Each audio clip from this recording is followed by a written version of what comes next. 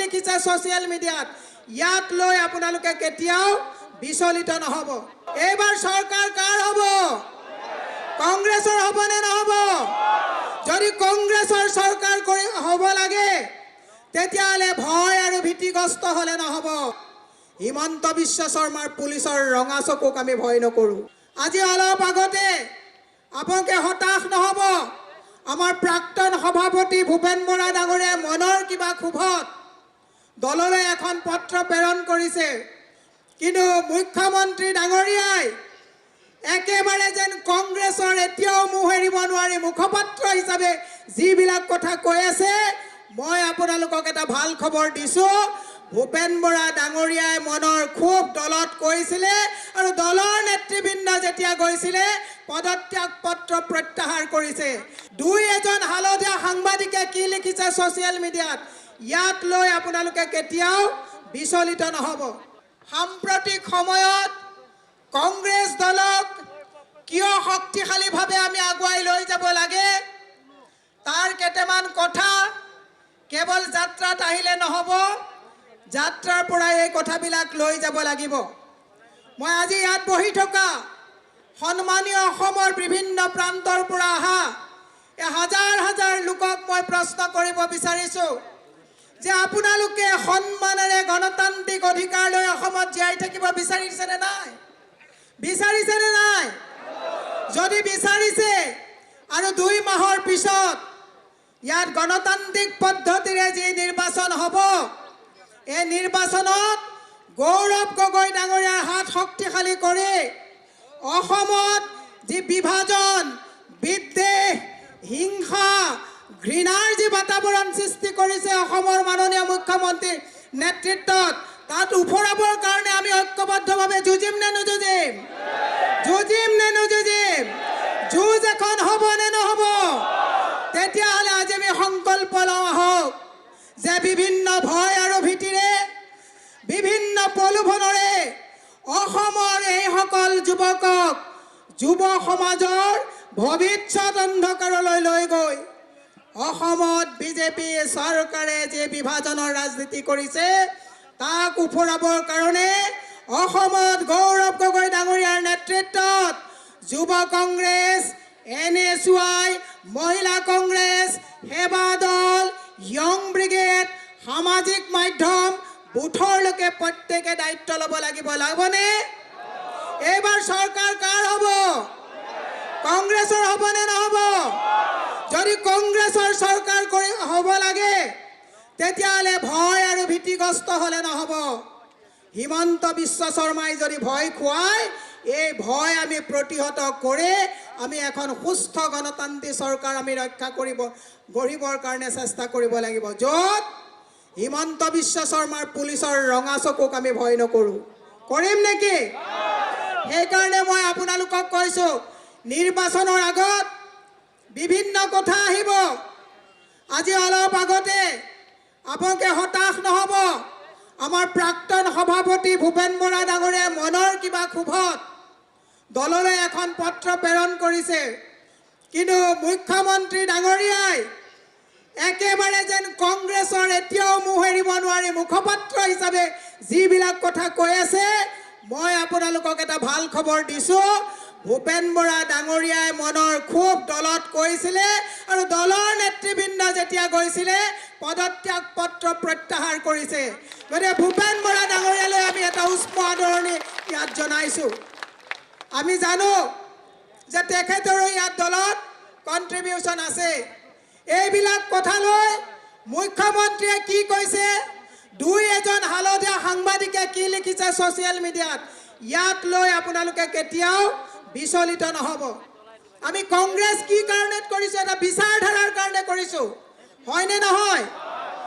আমি কংগ্ৰেছৰ যিটো বিচাৰধাৰা, এই বিচাৰধাৰাত আমি হিন্দু হ'লে যেনেকৈ মন্দিৰত যাব পাৰোঁ, মুছলমান যেনেকৈ মছজিদত যাব পাৰে, খ্ৰীষ্টিয়ান যেনেকৈ গীৰ্জাত যাব পাৰে আৰু আমি নামঘৰত যেনেকৈ যাব পাৰোঁ, তেনেকুৱা এখন সংবিধানৰ ৰক্ষক হিচাপে আমি দায়িত্ব ল'ব লাগিব। ল'বনে নল'ব? গতিকে মই আপোনালোকক, বিভিন্ন বক্তা ইয়াত আছে, আমি সকলোৱে ঐক্যবদ্ধভাৱে যুঁজিব লাগিব। প্ৰলোভিত নহ'ব। এফালে 1250 টকা দি দৈনিক 41 টকাকৈ দিছে আৰু আনফালে হিমন্ত বিশ্ব শৰ্মাই চৰকাৰী ধাৰৰ বোজা 52,000 টকাকৈ দি 142 টকা দৈনিক জেপ কাটি লৈ গৈছে। হয়নে নহয়? সেইকাৰণে আপোনালোকক হিমাংশু দাসে এটা গান লিখিছিলে যে চামুচাৰে দিয়ে বেলচাৰে লৈ গৈছে। আৰু এইবাৰ আমি হিমন্ত বিশ্ব শৰ্মাই কৈছে যে তেওঁ সবতছে ভয়াতুৰ মানুহ। মই আপোনালোকক কওঁ শুনক, হিমন্ত বিশ্বৰ নিচিনা ভয়াতুৰ মানুহ আছে নেকি অসমত? আছে নেকি? যেতিয়া যেতিয়া ভয় খাই পুলিচ লগাই দিয়ে, যেতিয়া যেতিয়া ভয় খাই ইনকাম টেক্স লগাই দিয়ে, দিয়ে নে নিদিয়ে? আৰু হিমন্ত বিশ্ব শৰ্মাই ভালকে বুজি পাইছে যে তেওঁৰ ৰাজনৈতিক যিবিলাক চল চাতুৰি আৰু ভেলকিবাজি অৱসান হোৱাৰ ৰাস্তাত গৈ আছে। সেই আমাৰ মানুহবিলাকক প্ৰলোভিত কৰিবৰ কাৰণে তেওঁ চেষ্টা কৰিব। আপোনালোক প্ৰলোভিত নহ'ব। হিমন্ত বিশ্ব শৰ্মাই এফালৰ পৰা অসমখন বুক ৰাখে গেলিছে। আজি আমাৰ যাত্ৰাত যাব। মই জুবেৰ আলম ডাঙৰীয়াক আকৌ মই ধন্যবাদ জনাইছোঁ যে অসমৰ সহজ সৰল মানুহবিলাকক হিমন্ত বিশ্ব শৰ্মা আৰু তেওঁৰ পত্নীয়ে লুণ্ঠন কৰা কথাবিলাক গাঁৱে গাঁৱে যেতিয়া আমি জনাই দিছোঁ, হিমন্ত বিশ্ব শৰ্মাই মাথাই কাম কৰা নাই। আমি গৌৰৱ গগৈ ডাঙৰীয়াৰ নেতৃত্বত হিমন্ত বিশ্ব শৰ্মাৰ পত্নীয়ে অসমক লুণ্ঠন কৰা সম্পত্তিবিলাক যেতিয়া আমি দেখাবলৈ গৈছোঁ, তেওঁ গৌৰৱ গগৈক পাকিস্তানীৰ লিংকৰ কথা কয়।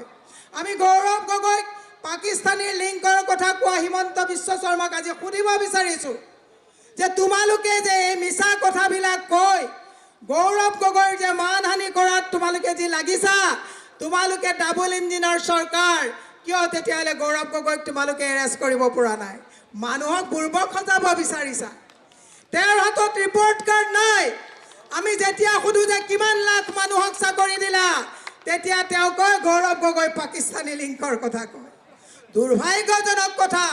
মই অসমৰ সুধী সমাজক আজি আহ্বান জনাইছোঁ যে আমি এনেকুৱা এখন পৃথিৱীত জন্ম হৈছোঁ, আমি এনেকুৱা এখন অসমত জন্ম হৈছোঁ য'ত ঘৃণাৰ প্ৰশ্ৰয় নাই, ইয়াত মিলা প্ৰীতি আৰু সম্প্ৰীতিৰ কথা চলে, য'ত মীৰা বৰঠাকুৰ আৰু জুবেৰ আলমে একেলগে আমি একে জেগাত বহি চাহ খোৱাৰ বাতাবৰণ আছে। কিন্তু দুৰ্ভাগ্যজনক কথা, আজি মুখ্যমন্ত্ৰীয়ে অতি নিলজ্জভাৱে কৈছে যে কংগ্ৰেছ এটা মিয়াৰ দল বুলি তেওঁ ক'বলৈ গৈছে আৰু তেওঁ কৈছে যে অহা 5 বছৰত কংগ্ৰেছত 2টা কলহ থাকিব, এটাত ছাগলীৰ মাংস আৰু আন এটাত বেলেগ থাকিব বুলি কৈছে। মই আজি আপোনালোকক ইয়াৰ পৰাই কৈছোঁ যে আহক আমি এনেকুৱা অগণতান্ত্ৰিক অভদ্ৰ কথা কোৱা মুখ্যমন্ত্ৰীক ভৎসনা দিওঁ। হিমন্ত বিশ্ব শৰ্মাক আমি ভৎসনা দিওঁ যে তেওঁ কৈছে যে কংগ্ৰেছত কেৱল 2জন হিন্দু মানুহ থাকিব, বাকী সকলোবিলাক মুছলমান মানুহ থাকিব বুলি কৈ আৰু 2টা কলহৰ কথা কৈছে।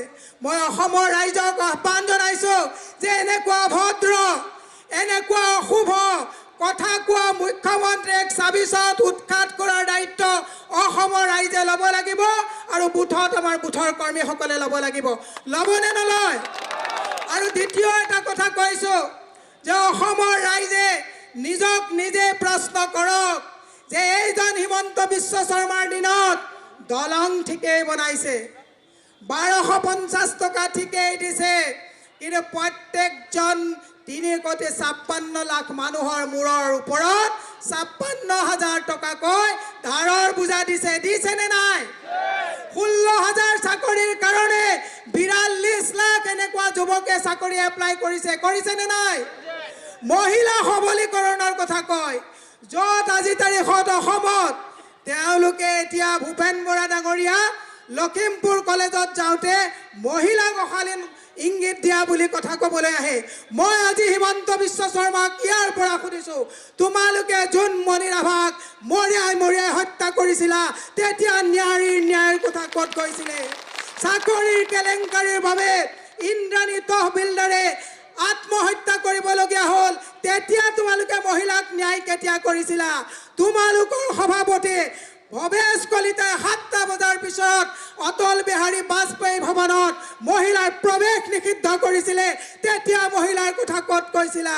তেতিয়া তোমালোকে চকুত পাতি বান্ধি ৰখি আছিলা মই সেই অসমৰ মাতৃসকলক মই বিনম্ৰতাৰে অনুৰোধ জনাইছো যে বহুত হ'ল অন্যায় এইবাৰ হিমন্ত বিশ্ব শৰ্মাক যদি আমি প্ৰতিহত কৰিব নোৱাৰো অসমত ভূপেন হাজৰিকাই গোৱাৰ দৰে যে আজিৰ অসমীয়াই নিজক নিচিনিলে অসম ৰহতালৈ যাব অসমত অসমীয়া ভগনীয়া হ'ব সেই মই আপোনালোকক দীঘলীয়া নকৰি এটাই আহ্বান জনাইছো যে আজি ইয়াৰ পৰা যোৱাৰ পিছত নিৰ্বাচনৰ আগদিনাখন হিমন্ত বিশ্ব শৰ্মাই আপোনালোকক লুণ্ঠন কৰি থোৱা স্মাৰ্ট মিটাৰৰে আপোনালোকৰ ঘৰৰ পৰা ডকাইতি ডালা পইচাবিলাক সকলোতে জিএছটিত ডকাইতি ডালা পইচাবিলাক বিলাবলৈ আহিব লৈ ল'ব এয়া হিমন্ত বিশ্ব শৰ্মাৰ টকা পইচা নহয় অসমৰ ৰাইজৰ তেজ পানী কৰা ঘাম মাটিত পেলোৱা টকা বিলাবলৈ আহিলে লৈ ল'ব নহ'লে ৰিনিকি আৰু এখন ৰিজৰ্ট ক'ৰবাত খুলিব কিন্তু সিদ্ধান্ত যদি এইবাৰ যদি আপোনালোকে যিমান ধুমুহা নাহক কিয় এইবাৰ যদি ৰাজনৈতিকভাৱে যদি আপোনালোকে শুদ্ধ সিদ্ধান্ত ল'ব নোৱাৰে তেলে অসমত অসমীয়া ভগনীয়া হ'ব যিহেতুকে মিটিংখন পাঞ্জাবাৰীত হৈ আছে শিল্পগ্ৰামত হৈ আছে মই গুৱাহাটীৰ প্ৰত্যেকটো সমষ্টিৰ মাননীয় সচেতন ৰাইজক মই আহ্বান জনাইছো কৃত্ৰিম বানপানীৰ কথা পাহৰি নাযাব বিশুদ্ধ খোৱা পানীৰ কথা আপোনালোকে পাহৰি নাযাব পাহাৰত থকা লোকসকলে মাটিৰ পট্টাৰ নামত বসুন্ধৰাৰ যোগেদি আপোনালোকক যে বেঘৰ কৰা ষড়যন্ত্ৰত লিপ্ত হৈছে পাহৰি নাযাব স্মাৰ্ট মিটাৰৰ মাধমাৰ পাহৰি নাযাব আইসকলে ৰাস্তাত সোণৰ চেন পিন্ধি ওলাব নোৱাৰা অগণতান্ত্ৰিক পৰিৱেশৰ কথা পাহৰি নাযাব সেয়া আহ্বান জনাইছো গৌৰৱ গগৈ ডাঙৰীয়াৰ নেতৃত্বত আৰু 60 দিনৰ পিছত যে নিৰ্বাচন হ'বলৈ গৈ আছে এই নিৰ্বাচনত অসমৰ ৰাইজে আমি সিদ্ধান্ত লওঁ আহক যে কংগ্ৰেছে যিখন আমাক সংবিধান দিছে সংবিধান বচোৱাৰ ক্ষেত্ৰত সংবিধানে দিয়া আমাক অধিকাৰবিলাক বচোৱাৰ ক্ষেত্ৰত হিমন্ত বিশ্ব শৰ্মাৰ দাদাগিৰি নাইকিয়া কৰাৰ ক্ষেত্ৰত হিমন্ত বিশ্ব শৰ্মাৰ গৰু চোৰ মাটি চোৰ চুপাৰী চোৰ কয়লা চোৰ এইবিলাক বন্ধ কৰাৰ স্বাৰ্থত হিমন্ত বিশ্ব শৰ্মাই কেৱল হিন্দু আৰু মুছলমানৰ ৰাজনীতি কৰাক নস্যাৎ কৰাৰ স্বাৰ্থত হিমন্ত বিশ্ব শৰ্মাই মানুহক গৰু ছাগলীৰ দৰে কিনাৰ যি ষড়যন্ত্ৰত অসমৰ ৰাজকোষৰ টকা পইচা অভাৱত নষ্ট কৰিছে তাক প্ৰতিহত কৰাৰ স্বাৰ্থত গৌৰৱ গগৈ ডাঙৰীয়াৰ হাত শক্তিশালী কৰি জুবেৰ আলমৰ নেতৃত্বত অসমত যুৱ প্ৰজন্মই সিদ্ধান্ত লওঁ আহক যে আমাৰ কংগ্ৰেছৰ দিনত বনোৱা চৰকাৰী স্কুলবিলাক পুনৰ উদ্ধাৰ কৰি ২৭,০০০ প্ৰাইমেৰী স্কুলত যে শিক্ষকৰ পদ খালী হৈ আছে পুনৰ আমি নিযুক্তিৰ কাম কৰিম যদি আমাৰ চৰকাৰ আহে